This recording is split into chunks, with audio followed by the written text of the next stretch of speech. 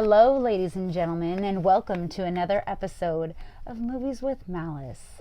Tonight, I have a special guest for you all the way from Sweden. Hello from Sweden? No. Hi, I'm usually go by the name of Owen, but you know that's not my real name. My name is Orvar, which is really hard to pronounce for an American, which is actually a real Viking name. Orvar. Did I do it right? Of. No, it's too Spanish. Blah, blah, blah, blah. No, Orvar. Orvar. Yeah, that's good. Which actually comes from the same word as arrow, so it's an old Viking name. Everything was named after like weapons or tools or stuff like that. You know, like sten, which means rock or stuff like that. So that's so cool. Mm-hmm. And we go a couple years back. Yeah. And when you started doing the Movies with Malice thing, I was like, okay, I'm coming to LA. Let's talk about some of the weird ass movies you and me like. And I love him because he's worked on a lot of movie review shows over in Sweden. He's famous. You can Wikipedia him and find out all the shit that he's been doing all these years for movies, I was like video the games. Siskel and Ebert of Swedish television for like So 10, cool. 15 years and had my own television show about films and always got shit from other film critics because I would love bomb weird ass 80s cult movies and stuff like that. But So when you did movies over there, did you talk a lot more about movies that come out over there? no, that as well. But I mean, 90% of the movies people watch are American anyway. So That's so cool. I would love to go see what they're doing over there with movies. But anyway, I mean, anything else you want to say about yourself before we start about these movies? Well, I have a background in movies. Nowadays, I have an even further background in the early Swedish death metal scene. Yeah, a lot of my friends are already going to be very interested in it. Probably they already know about this. So I had the death metal band with one of the weirdest names ever. We were called Nirvana 2002 for reasons I won't go into now. We just had we did a compilation 10 years ago on Relapse, and that was just re-released. I also had a short stint in Entombed and toured with them and wrote some lyrics for them. And nowadays I do two things mainly. I have a publishing house. I do books mainly on like 80s nostalgia, like coffee table books on comics and films and old role-playing games and stuff like that, which I will get to in connection to one of the movies we're going to talk about.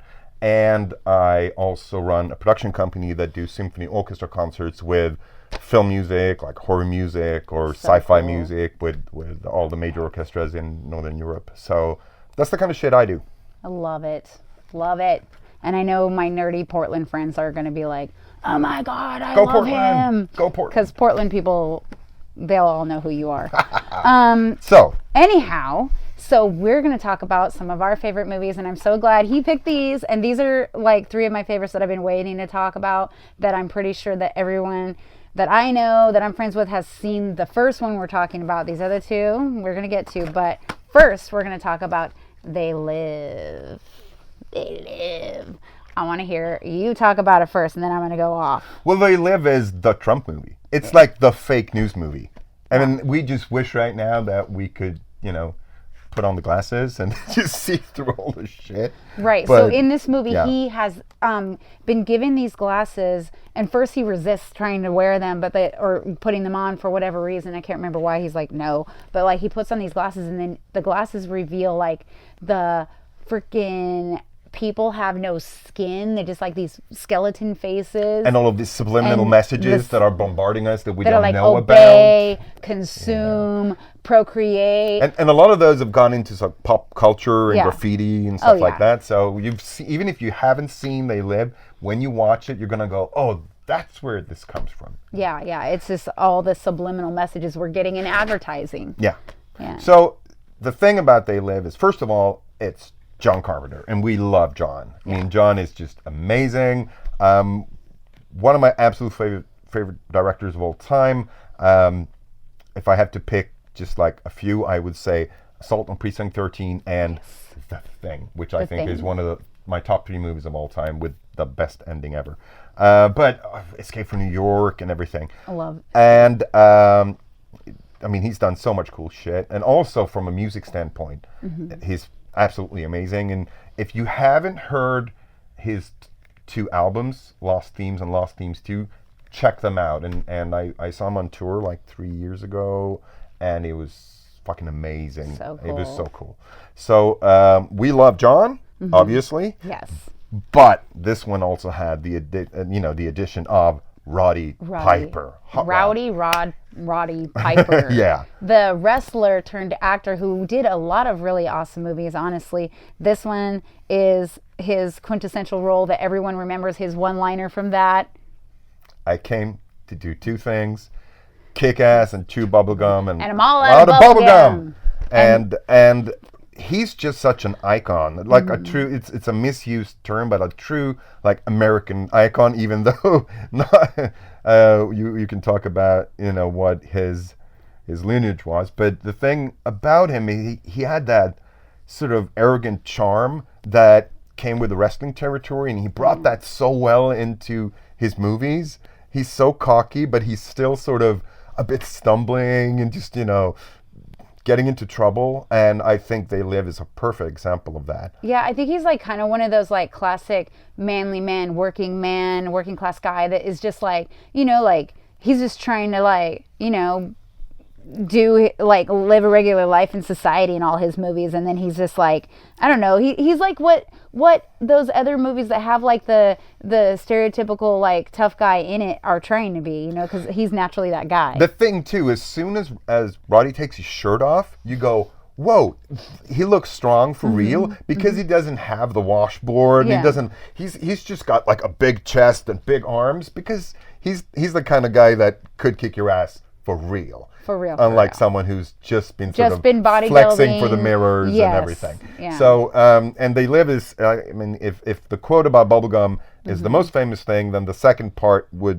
most important thing is the fist fight, Yeah. which is fucking legendary. It is often mentioned as one of the great fight scenes, and it's so far from anything Hong Kong you've ever seen. It's like anti-Matrix. It's two guys beating the shit out of each other in a parking lot. But it's a truly great scene, and I think that it's interesting too what a legacy he left in wrestling. I mean, when he passed and they lined up everyone, just check that out on YouTube. The sort of tribute he was given at WWE. Yeah, and I know he did a lot of stuff for charities before he passed. He was doing a lot of, stuff and actually donating his own money to things, and not just doing fundraisers. And he was always looked up to for, helping other people. He was a really great guy. He was honestly a good person and, a badass. And the thing about Roddy was that most people outside of the U.S. didn't know who he was, because American wrestling, pretty much an American love affair. So, I mean, when I was 14, obviously we would love to get our hands on American wrestling, and once in a while you would get a tape. But I mean, we didn't have maybe not cable back then. And also a thing that no one remembers now with like streaming and everything is that you had different television systems in Europe and the US, so you couldn't just bring a VHS from the US because you couldn't watch it in Europe. So I know that in England they aired some, well, it was called WWF back in the day. And then if you had like a satellite dish, you could get UK television, and then you could watch American wrestling. So he didn't have star power when he came, in movies in Sweden, for instance. But we knew who he was because we were already wrestling fans. That's so cool. Like, I knew of him. I watched his wrestling when I was young too. I wasn't like a huge wrestling fan, but like me and like my cousins and stuff, like I had mostly a bunch of guy cousins and stuff. We all wrestled with each other all the time and beat each other up. And like, but he was always the standout wrestler. I mean, it was him and he was such a presenter too. I mean, he would do all the interviews. He had this show that he was doing and talk to everyone. I mean, a lot of wrestling just circled around him. Remind me, isn't the guy that he fights in here Louis Gossett Jr.? Is that? No, it's I can't read that far, but who? Keith David, yeah, totally, yeah. Right, and like loved him too, but like I'm just saying, like Meg Foster's in there too. Yeah. We all love Meg Foster. Yes. The girl with the eyes. I mean, her eyes. Oh my God. Amazing. She's so beautiful. They're like piercing blue. Yeah. So this like. No, but that's a bona fide classic. Yeah, it's if a you haven't classic. seen it, shame on you, and go watch it right now. And yeah. When you watch this, it'll also help you realize when you're watching advertising on TV and stuff like that, what it's really saying to you. Because that's what this movie is really about. It's about like corporate America and the greed of the people that are running shit and just like how they're feeding and marketing shit to you. It's like, you know, like what those posters are really saying when you see the ads, you know, and like, I remember when I was young, I remember one day I was watching MTV and it was the first time, I was like a tomboy. I just, you know, like always had a mullet, just fucking didn't care, wearing metal shirts, was just like, oh, I'm fucking around. And I remember I had been watching MTV all day and it was like the first time I had ever gotten and I know it was from the advertising, I had the thought in my head, I want to go shopping. And I was never that kind of a person. I wasn't a girly girl. And I was just like, oh shit. And I never watched MTV again like that afterwards. It's like burned your fingers. Because I was just like, what just happened? Why? I had gotten brainwashed into like, I like saw like people wearing jewelry on TV all day and I was like, this is actually working on me. And I was like, oh, fuck that. Like I can't watch TV like that and watch ads like that all the time. I think one of the things that's interesting with not just They Live, but a lot of movies from the 80s and 90s that had a sort of either sci-fi or futuristic look at this is where we could end up, and when you look at them now, it's worse now. I mean, so if you watch, worse. there's a film with called Bob Roberts with Tim Robbins, which is like a really dark satire from the 90s about a Republican politician who's just like lying and cheating his way through everything and manipulating the media, and that film is so nice compared to where we've ended up. I know. It's like, I mean, everything the reality is a freaking is way ad worse. now. Or watch this is an ad right now. Yeah. Buy my shit. Just kidding. Yeah, or watch Network. I mean, watch, you know, I'm mad as hell, I'm not going to take it anymore. It's that's a classic. And it's a film where it was this absurd, almost sci-fi idea that you would have reality shows with like people even like dying on TV, and it's like, yeah, but that's, you know, 20, 30 years down the road, and people are just sort of ripping their rib capes open, just showing their personal lives on TV. So, I mean, there's so many things that resonate in these movies, and time proved them right. Yeah, and so it makes it timeless because this is still happening. It's still happening, guys. Sure. So now we're going to go from this. So we go through Roddy Piper. Two, and this is actually in my VHS player right now, so the tape's not in here.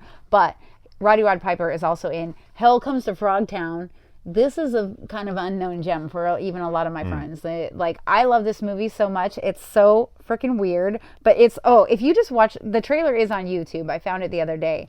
The trailer is like, just even the trailer alone, it's so good. It's just it's so funny. It's just like this. Here's a man. Oh, first they start off trying to make it in the trailer look like it's like a real cinematic feature. Like it's like, this is like a beautiful movie written and directed by so and so, and this is what you want to see. But that's not what you're gonna get. Yeah, you're gonna get Roddy Piper fighting mutants in a post-apocalyptic like real frog landscape. people, like real reptilians in this movie, and like, but he's set out to like.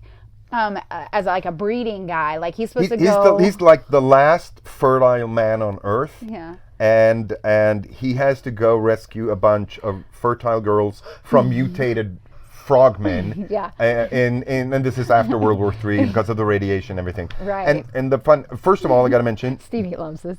I gave you this VHS. Yes, you did. Yes. Why am I spacing on that? God. Yeah. This was my birthday good. present to you a couple years ago. It's one of my favorite tapes I've ever received. This is like, I've never seen this in the store in my life. So that's also why I needed it. So there's so many fun things to talk about in this film. And I think the first one that I want to mention, which is really sort of a strong point for me, is that in Sweden in the 80s, pen and paper role-playing games were huge. You know, like Dungeons and Dragons, but most of them were created in Sweden. There was a guy who had a vision that he was going to, he's going to beat Dungeons and Dragons. Before Dungeons and Dragons gets translated to Swedish, we're going to make our own games and we're going to, establish our brand before that happens. And he succeeded. So till this day, there are other games that are the classic role-playing games, and then Dungeons and Dragons came in.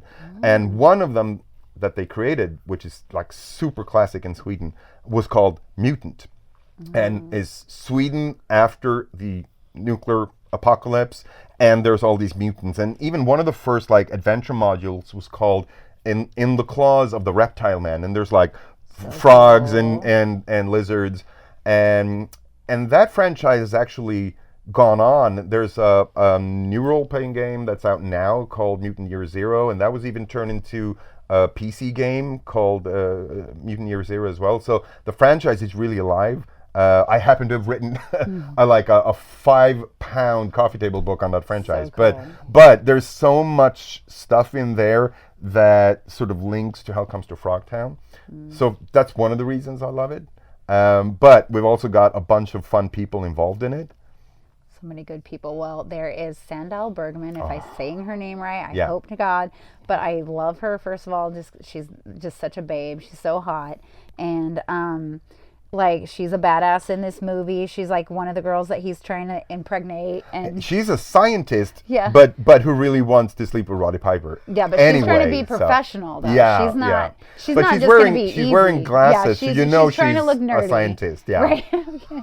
Yeah. Even though she does like strip teases and Oh, stuff, yeah. she's been trained in seductive techniques. Oh, so, right. Yeah. She's very well trained. And it's if you don't know her name, Sandal Bergman is the female lead in Conan the Barbarian from '82 with Arnold Schwarzenegger. And then once again in Red Sonja. In Red will be Sonja, in she it. plays the villain. Yeah. But so just on a side note, Conan the Barbarian is probably my favorite movie of all time. So My good. daughter is named Valeria, and as a matter of fact, a good friend of mine here in Hollywood, I'll be forever in his debt.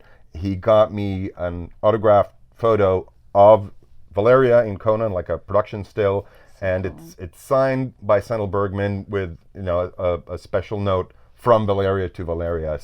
And when she got that, I was so happy for her, and then I felt I will never be able to buy her a present again because nothing is gonna beat this, Right. But Is Sandal, she a fan of hers as well, your daughter? Does she like this actress? Or has she seen these movies? Oh yeah, okay. well, she's seen Conan, obviously. Okay. Right. I don't think you'd last more than a week in my house if you haven't seen Conan. So, I mean, my current girlfriend,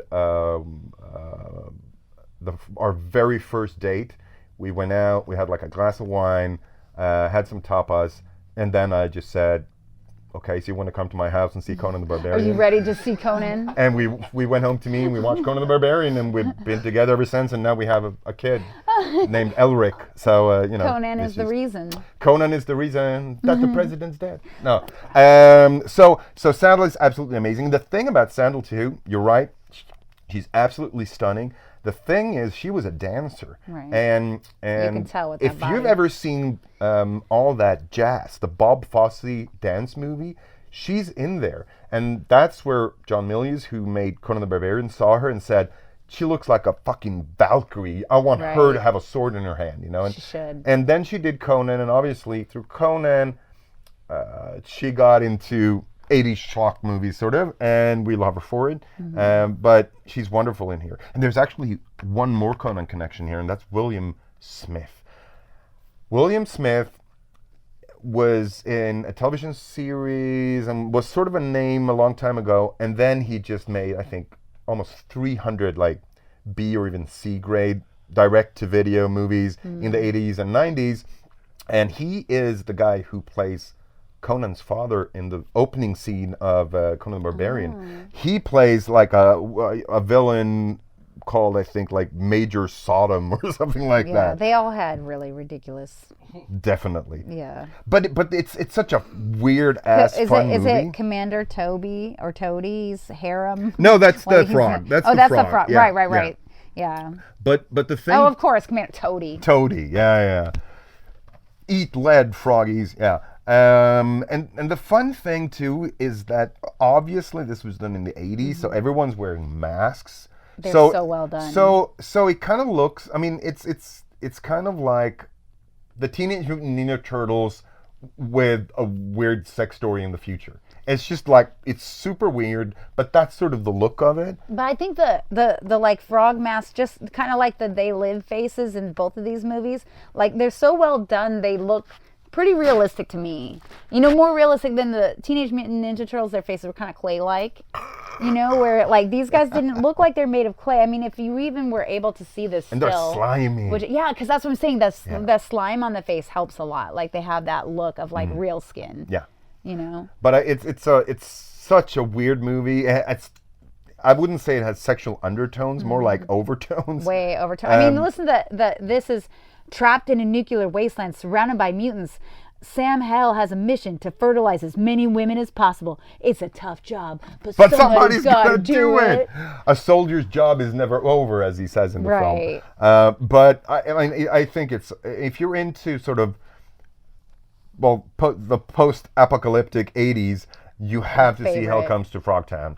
And if you're into sort of, you know, mutants and weird, like, Animal Man, stuff like that, it's a weird ass cool movie, and it's silly in a great and fun way. There's a lot of weird ass 80s movies that are cool sort of on paper, but they're not that fun to watch. Right. But this one is. It's just a party. Yeah, because it's not like, this doesn't have like... It never takes itself seriously. Right. A lot of the 80s movies that I like, sometimes it takes a while for the action to develop. I feel like a lot of the young people that I try to show these movies to, they don't have the patience to get to the they juice. last 10 minutes, and it's like, this wasn't fun enough, and you're used to just clicking on something else on Netflix. And Right, but this one has enough like action and fun stuff going on throughout the whole movie that you're going to stay with it. We grew up in a time where you saved up money to go to the video store, and it was the same way if you bought an LP. If it wasn't that good, you learned to like it. Yeah. Because it was an investment. Right. I mean, you 4 friends pitched in and you rented a film, and it wasn't like, yeah, let's watch 3 movies and skip it, because you know you'd spent the money. So no, and then you'd watch it 100 times. Yeah, and you watch it all weekend, and by you know, come Monday morning, you told everyone in school it was the coolest fucking movie ever, even though you didn't like it on Friday. So yeah, well, like and same with like albums. It's like, you know, nowadays it's like, you know, like if I like an artist, it'll be like I like one song. You don't listen to the whole album, kind of like you have used to listen to albums. That's the key. It and is. I think one of the resurgences of LPs right now, with actually young people as well. I mean, 2 of my 3 kids are vinyl collectors. The youngest one is just 7 months, so he doesn't have a turntable So yet. cute. But when my daughter Valeria turned 9, her only wish for her birthday was she wanted a turntable, because but also her older brother had it. So we told all our friends that were coming for the birthday party, don't buy any toys. Everyone buy 1 LP and make it count. Make it something you think she has to have in a record collection. And Like that a became time sort of capsule. like a competition where everyone was trying to outdo each other with I like bet your friends the have some good coolest records, too. albums. So it was everything from like early Merciful Fate to like Wanda Jackson, or you know, it's just very, very different stuff. But she has a really good collection by now. And I think if you get into that, then you get into listening to albums, and you start not only to listen to whole albums, but understanding the sort of structure of albums, like how important the first song is, but the second song is important as hell.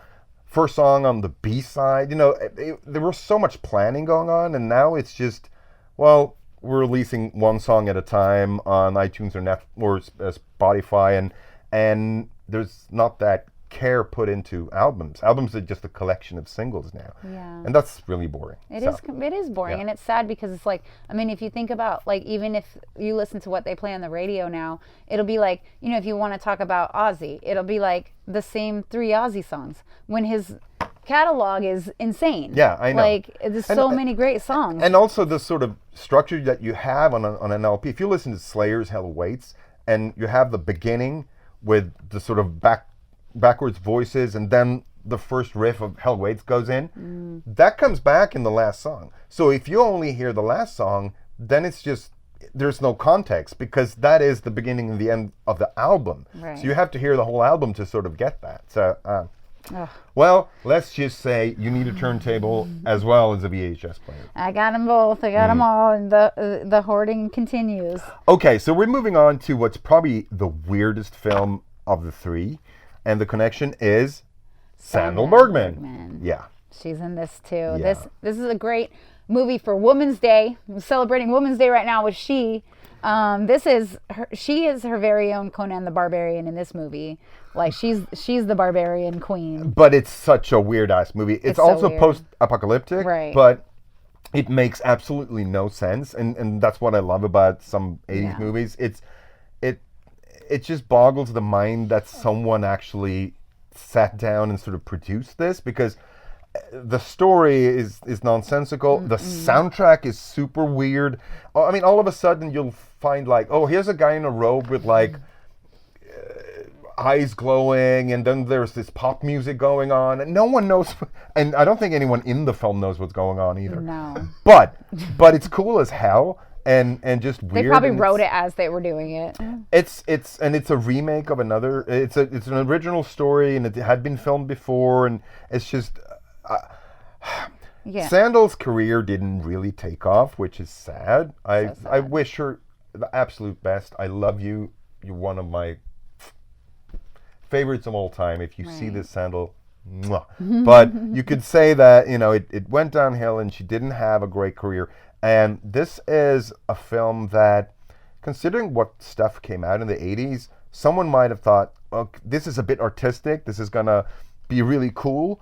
And instead, it turns out into this like almost psychedelic, weird experience where you're going, what the fuck is going on here? But I like that. I mean, that's the kind of movies we like. I think a lot of people don't tolerate like when they mix like something with a kind of like a barbarian look with a futuristic scene, that kind of shit. Like I love that shit though. You know, like the Italians would do that all the time. I mean, if you Yeah. look at something like After the Fall of New York and stuff, I mean, all these like weird ass post-apocalyptic movies, but people fighting with swords and Right. shit, and it's just, it wasn't that important. I mean, anything cool you could throw into a film was fine, you know? Yeah, I mean, So- I have a whole like collection of movies that I think are just kind of that way, where it's like Knight Riders with a KNI, JHT, Oh, yeah. like that, and then Rollerblade Warriors. That's another one that I would put kind of in this category. They're just kind of like out of context, but they're still so interesting, and they're like. Well, also, I just like anything that's post-apocalyptic because I've been waiting for this apocalypse. I think And we're it's like still, getting close. It's still but not. it's- And then you have to endure the apocalypse to get it to post, you know? Right. So, right. So, we're still just in the we're pre-apocalypse. gonna be like for 70 so by long. then. We'll be like the boring guy in a cape that the hero comes up to, and you'll be the crone, and I'll be the old man with the stick, Yeah. and say, we remember the days before the great Right. apocalypse. You know? We'll be like, look at this record we have, and it just plays Completely. And grind. it plays an important, and then he plays Slayer. Yeah. You know? And that'll be the secret to saving humanity. Probably. Go Tom Araya. So. I mean, yeah. So these three, I think, should be put together, just because of these characters are all so similar. I mean, this is kind of like out of context with this, but still, I love these. All. No, I think that anything post-apocalyptic should be celebrated, and there are so many movies out there, so many more movies than you think. I mean, if you think that it started and ended with Mad Max or Escape from New York, you got another thing coming. There's hundreds and hundreds of films. So many. And some of them are incredibly cool. So really just something to dive into. Yeah, I mean, my whole life I've prepared for this apocalypse, and I even try to like get the wardrobe pieces to go with it. I was just gonna say you do like the Wes in Mad Max really well, like Yeah, and like Vernon Wells. That's why like my plan was to always have the muscle car so I could drive out to the desert when the time comes, and you gotta have the mohawk too. I mean, I still have the mohawk. Yeah. It's just sleeping right now, and then I was. as soon as the missiles start flying, you're gonna ready. spray it up, and you'll be I'm good so to go. ready. Even though I went crazy chopping my hair last night, don't look at it. I like went to. I have this hair cowlick. God, anyways, we So, did our best. What do we wrap up with here? Well, What do we take away from this? I don't know if there's a takeaway. I just like to tell people what to see. If you feel like there's a thing that you want to out with. I know that I think she is available on Amazon Prime. Oh yeah, I hear Amazon Prime has a lot of these old A movies. lot of like 80s low budget movies are available, depending on what area you're in. I know that she's available here in the US, and if you're in Europe, Hell Comes to Frogtown is there, but not she. So, if you have fans all over the world, just go in and see what you can find, and then just go from there. lot And of all of a times- sudden, you'll be watching like Hands of Steel, and you'll be in heaven. So Right. A lot of times, a lot of the movies I talk about are on YouTube too, or sometimes they get taken down and they get put back up. But you can find those there a lot too. And as far as that goes, the last thing I want to say is, where can people go to find you and find more about what you're doing? Well, I haven't done any concerts in the U.S. yet. That might change. We'll see what happens with that. But if you want to see like just an example of what it is that we do, you can search on YouTube for like Score Concert Sweden, and there's clips from a television broadcast we did of a concert with video game music. So it's got like Zelda and Mario and Mega Man and stuff like that, and newer stuff like Skyrim. So that's one example. And then most of the books we've done so far have been in Swedish, but we're actually working right now on some coffee table and art books that are going to be in English as well. So I might had to send you some copies, but just be on the lookout and we'll see what happens. Oh, I forgot to mention, I'm making a board game as well. So that's so cool. It's an 80s board game that was released in English actually as Dungeon Quest, which is out of print now, and we're doing a re-release of the very first version of that, which was because it was created in Sweden. So we're doing like a retro edition of that, and that's coming to Kickstarter. Okay, and I know Yeah, that's what I was just going to say. So I communicate with you on Facebook. I don't even see you much on Instagram, but you can tell them if you got which way they contact you. Yeah, if you want to check out, my book company is called Fandrake, so the Instagram is Fandrake Books. I have an Instagram, but I rarely use it, but you can add me anyway. It's Orvar Safstrom. You could probably find it through. I'm the only person in the world with my name, which is kind of fun. Yeah, because when you type it in to like look at the Wikipedia and stuff, it just pops right up. Because if you write my first name, your first name I think right like up. out of the 10 first images on Google, I'm on 5. Honestly, So it's even just if you like, spell it wrong, so I'm like it comes Prince. up. Or It's nice. No, it's pretty useful when you're sort of in media to be like not be Sam Williams or whatever. You need to have a super regular name. Right. So it's that weird guy with long hair and a weird name. Everyone in Sweden remembers me. So. Love it. So thanks for letting me pop thank you. by. So honored to have you here. So cool. Like, also one of my favorite things ever is one of the times he came to my work and I got to play Trouble. That was on my birthday, It was his and you yeah. danced to Trouble for me, and that was Because nobody absolutely else amazing. I know would appreciate Trouble. And to me, it was the best birthday love present them. ever.